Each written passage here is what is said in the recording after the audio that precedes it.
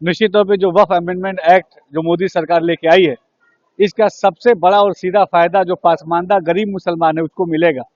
वक्फ board की जो संपत्तियां हैं वो मुस्लिम समाज के डेवलपमेंट के लिए उन संपत्तियों का इस्तेमाल होना चाहिए, मुस्लिम समाज के वेलफेयर के लिए उसका इस्तेमाल होना चाहिए। ये वक्फ की संपत्तियों की मूल भावना थी। अरे श्रीमती जी, कुछ तो सस्ता लो, बचत करो। नहीं श्रीमान जी, सब बढ़िया लो, रहने दीजिए। इसमें क्या खास बात है? थोड़े में ज्यादा स्वाद, यही तो है इसकी खास बात। वाओ मामा, क्या स्वाद है। अरे मेरे राजा,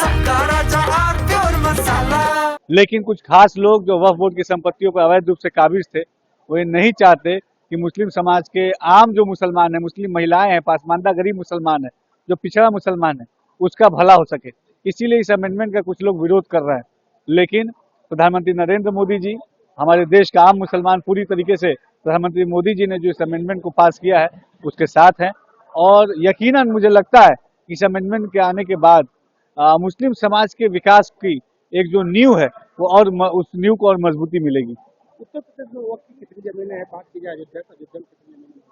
देखिए, उत्तर प्रदेश में 1,20,000 से अधिक वक्फ की लैंड अलग अलग जगहों पे हैं, जो एक बहुत बड़ा लैंड बैंक है।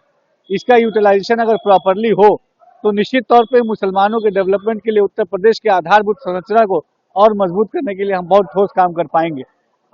हम अयोध्या में है, इस समय अयोध्या में 2200 से अधिक वक्फ की संपत्तियां हैं और हर वक्फ की संपत्ति जो मस्जिद मदरसे के अलावा, कब्रिस्तान के अलावा बहुत सारी ऐसी लैंड है जो खाली पड़ी हैं, जिनका हम मुस्लिम समाज के डेवलपमेंट के लिए इस्तेमाल कर सकते हैं।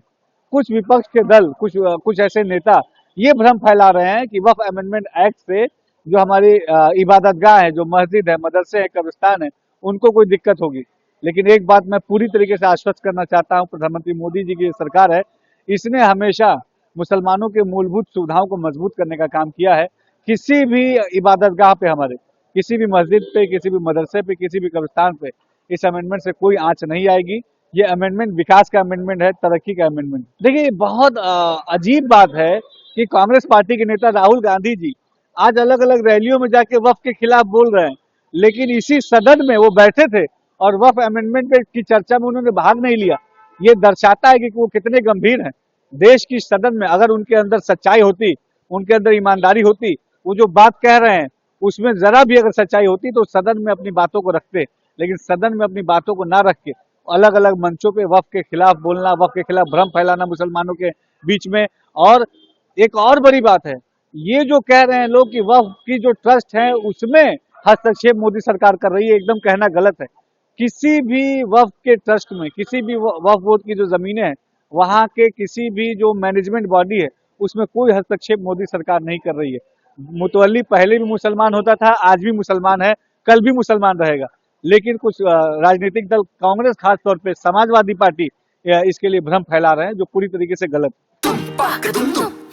अरे श्रीमती जी, कुछ तो सस्ता लो, बचत करो।